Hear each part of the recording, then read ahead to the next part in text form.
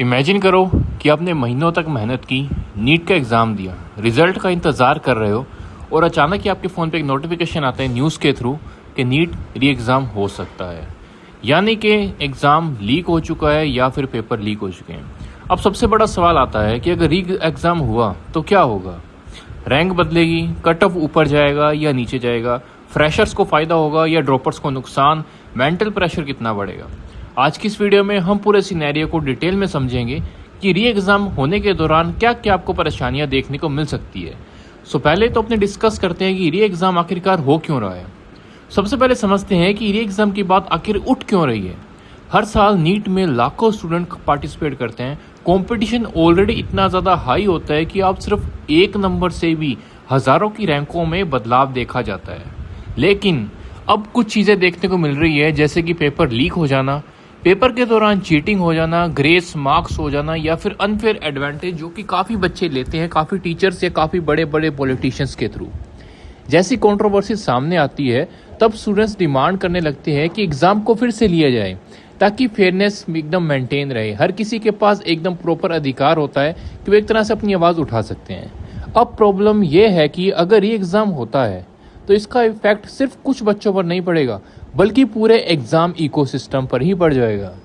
Main इसका जो question आता है वो आता है कि आपकी रैंक के ऊपर आखिर क्या असर पड़ेगा। अब बात करते हैं सबसे इम्पोर्टेंट चीज़ की, जो कि बात आती है आपकी रैंक। नीट में सिर्फ रैंक आपके पास एग्ज़ाम से डिसाइड होती है, बाकी स्टूडेंट कैसा परफॉर्म करते हैं उससे भी फ़र्क पड़ता है। अगर आपका री एग्ज़ाम होता है तो कई चीज़ें बदल सकती है। उसमें सिचुएशन फर्स्ट आती है कि कुछ स्टूडेंट सेकंड अटैम्प्ट में बेटर परफॉर्म कर सकते हैं क्योंकि उन्हें एग्ज़ाम पैटर्न समझ आ चुका है। अब उन्हें पता लग चुका है एग्ज़ाम किस तरीके से आता है और क्वेश्चन किस तरीके से डाला जाता है, और अब उनके ऊपर प्रेशर थोड़ा सा कम होगा क्योंकि एक तरह से उन्होंने पहले ट्रायल दे चुका है, अब ये उनके लिए फाइनल एग्ज़ाम बन चुका है। जो वीक चैप्टर्स होंगे वो आपको रिवाइज करने का एक और मौका मिल जाएगा। ऐसे जो स्टूडेंट्स होते हैं वो अपनी रैंक को इम्प्रूव कर सकते हैं। लेकिन यहाँ पे सेकंड सिचुएशन एक ये है कि जो कुछ स्टूडेंट जिन्होंने बहुत ही गंदा परफॉर्म किया था क्योंकि उनके अंदर मेंटल स्ट्रेस बहुत ज़्यादा था, अनसर्टेनिटी थी या फिर बर्नआउट हो चुका था बहुत ज़्यादा, अब आपका ये सब चीज़ें दोबारा से बढ़ जाएगी। पहले एग्ज़ाम्स के बाद स्टूडेंट्स मेंटली रिलैक्स हो जाते हैं, लेकिन जब बात आती है री एग्ज़ाम की तो बहुत ज़्यादा दिमाग के अंदर डिस्टर्बेंस पैदा हो जाती है। उसका सिंपल सा आधार ये है कि आपके रिजल्ट के ऊपर, आपकी परफॉर्मेंस के ऊपर थोड़ा बहुत प्रभाव पड़ता है। ये मैं बात आपको कोई डिमोटिवेट करने के लिए नहीं बता रहा हूँ, बस एक सिंपल आपको नॉलेज दे रहा हूँ about neat and important points. Important points में ये आते हैं कि अगर री एग्ज़ाम बेसिकली कंपटीशन को रीसेट कर देता है, जो स्टूडेंट पहले पूरा कॉन्फिडेंट था वो सडनली इनसिक्योर फील करने लगता है, और जो पहले वीक परफॉर्मर हो गया था वो अब उसको एक तरह से सेकंड चांस मिल जाता है कि उसको पता है कि पहले एग्ज़ाम में मैंने ये गलती की थी और अब जो मैं एग्ज़ाम दूंगा उसमें मुझे ये गलतियां नहीं करनी है। इसलिए जो रैंक्स होते हैं उसमें बहुत ज़्यादा हमें रीशफल देखने को मिल सकता है। अब बात आती है कट ऑफ्स के ऊपर कि जो कट ऑफ्स है वो ऊपर जाएगा या नहीं जाएगा।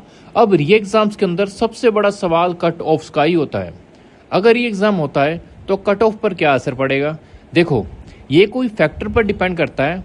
इसमें पॉसिबिलिटी एक होती है कि कट ऑफ इंक्रीज़ होगा। अगर कट ऑफ इंक्रीज़ होता है तो स्टूडेंट ज़्यादा प्रिपेयर्ड हो जाएंगे, सेकंड अटैम्प्ट में मिस्टेक्स कम करेंगे और पेपर उनको थोड़ा सा ईजियर आ जाएगा, उनको लगेगा एक तरह से।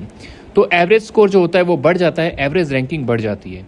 और अगर एवरेज स्कोर बढ़ने का मतलब है कि उनका हायर कट ऑफ हो जाएगा, लेकिन उनका कट ऑफ डिक्रीज भी हो सकता है। इसकी एक दूसरी साइड भी है। री एग्ज़ाम के अंदर स्ट्रेस काफ़ी ज़्यादा बढ़ जाता है, एंजाइटी, ओवर थिंकिंग और मेंटली भी बच्चे डिस्टर्ब हो जाते हैं। ये सब चीज़ें उनके अंदर बहुत ज़्यादा बढ़ जाती है। कई जो स्टूडेंट्स होते हैं वो इमोशनली ब्रेक डाउन कर जाते हैं। अगर ओवरऑल परफॉर्मेंस गिरती है तो कट ऑफ भी नीचे आ सकता है। जो इसमें मोस्ट रियलिस्टिक सिनेरियो आता है वो यूजुअली री एग्ज़ाम की सिचुएशन में आता है।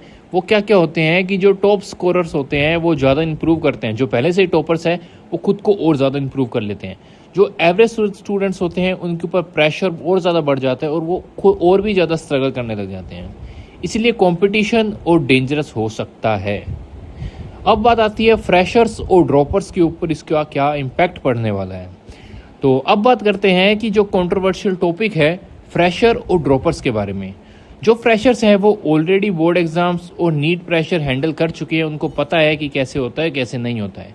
अगर ये एग्ज़ाम होता है तो उनका जो मेंटल स्टेमिना है वो पूरा टूट सकता है, उनकी कंसिस्टेंसी पर अफेक्ट पड़ता है। लेकिन उनका एक एडवांटेज ये भी है कि उनका सिलेबस है वो भी अभी ताज़ा होता है, उनको सभी फ्रेशली याद होता है, फ्रेशली रिमाइंड होता है। लेकिन ड्रॉपर जो होते हैं उनके पास एक्सपीरियंस होता है, उन्होंने पहले मिस्टेक सारी देखी होती है, उनका जो प्रेशर हैंडल करना होता है उनको सब पता होता है कि प्रेशर हैंडल कैसे करना है, उनको हर चीज़ की सीख होती है। रिवीजन सिस्टम भी बनाए होते हैं उन्होंने कि कैसे उनको रिवीजन करते चलना है। इसलिए कई लोग मानते हैं कि री एग्ज़ाम ड्रॉपर्स को एडवांटेज दे सकता है, लेकिन इसकी भी एक दूसरी साइड है। ड्रॉपर ऑलरेडी इमोशनल एग्जॉस्टेड होते हैं, एक और सर्टेनली उन्हें मेंटली डिस्टर्ब कर सकती है। लेकिन इसकी रियलिटी सिंपल सी है, उसका ट्रूथ ये है कि री एग्ज़ाम किसी सिंगल ग्रुप को फ़ायदा नहीं देता, ये सबके लिए स्ट्रेस क्रिएट कर देता है। इसका जो मेंटल हेल्थ इम्पैक्ट होता है वो सबसे ज़्यादा इंपॉर्टेंट पार्ट है। पीपल ज़्यादातर बात करते हैं रैंक्स, मार्क्स या कट ऑफ के बारे में, लेकिन मेंटल हेल्थ के बारे में बहुत ही ज़्यादा कम लोग बात करते हैं। इमेजिन करो कि आपने एग्ज़ाम दिया, रिजल्ट का इंतज़ार कर रहे हो और फ्यूचर प्लान भी कर रहे हो, और सडनली आपके पास मैसेज आता है कि मे बी एग्ज़ाम अगेन, यानी कि हो सकता है कि आपका एग्ज़ाम दोबारा से लिया जाएगा। ये सर्टेनली बहुत ज़्यादा डेंजरस थिंग्स मानी जाती है स्टूडेंट्स के लिए, क्योंकि उनकी रातों की नींद तक उड़ जाती है, जो उनकी दोबारा से एंजाइटी होती है वो सारी डेवलप हो जाती है। उनका कंसंट्रेशन होता है इतने टाइम से चलता हुआ, लगभग 1.5 से 2 साल वो तैयारी करते हैं और सारा कंसंट्रेशन उनका लूज़ हो जाता है। कुछ स्टूडेंट फिर भी प्रिपरेशन शुरू कर देते हैं और कुछ कन्फ्यूज ही रहते हैं कि क्या पढ़ें और क्या वेट करें, या री एग्ज़ाम होगा या नहीं होगा। ये बहुत ज़्यादा इमोशनल प्रेशर और काफ़ी हैवी होता है हर एक बच्चे के लिए, भले ही वो ड्रॉपर हो, फ्रेशर हो, टॉपर हो, या फिर कोई बिगिनर या फिर कोई मिडिल लाइन से भी बिलोंग करता हो। अगर रियलिटी में री एग्ज़ाम अनाउंस हो जाए तो स्टूडेंट को पैनिक नहीं करना चाहिए। सबसे स्मार्ट अप्रोच क्या होगी स्टूडेंट्स के लिए वो मैं आपको बताता हूँ। स्टेप 1 होगा आपके लिए एनसीईआरटी रिवीजन। नई चीज़ें मत पढ़ो, जो ऑलरेडी आता है उससे और ज़्यादा स्ट्रॉन्ग करो। सेकंड स्टेप रहेगा आपके लिए मॉक टेस्ट। टाइमिंग और प्रेशर हैंडलिंग को आप इम्प्रूव करना चाहो तो इम्प्रूव करो उसको काफ़ी ज़्यादा। थर्ड स्टेप रहेगा हमारे लिए वीक टॉपिक्स को और ज़्यादा फिक्स करो। पहले एग्जाम में जहाँ आपने मिस्टेक की थी, जहाँ आपने काफ़ी सारी गलतियाँ की थी, उन्हें आइडेंटिफाई करो, उन्हें सही करने की इस बार इसके एग्जाम में कोशिश करो। आपकी जो मेंटल हेल्थ है उसको स्टेबल रखने का पूरा कोशिश बनाए रखो, ये सबसे ज़्यादा इंपॉर्टेंट है। अगर माइंड स्टेबल नहीं रहेगा तो प्रिपरेशन जितनी मर्जी कर लो वो कोई इफेक्ट नहीं देगी आपके एग्जाम्स पर। स्टेप 5 रहता है कि आपका सोशल मीडिया लिमिटेड रखो। जो काफ़ी ज़्यादा इंटरनेट पर रूमर्स लग रहे हैं, फेक न्यूज़ चल रही है, फेक स्ट्रेस बढ़ाती है वो हर एक बच्चे के दिमाग के अंदर। सो अल्टीमेटली री एग्ज़ाम सिर्फ एक एकेडमिक इशू नहीं है, बल्कि ये एक मेंटल प्रेशर, अनसर्टेनली, कंपटीशन और फेयरनेस है, सबसे जुड़ा हुआ इशू है। लेकिन एक चीज़ याद रखो, अगर प्रिपरेशन स्ट्रॉन्ग है तो एक एग्ज़ाम आपकी जर्नी डिसाइड नहीं करता।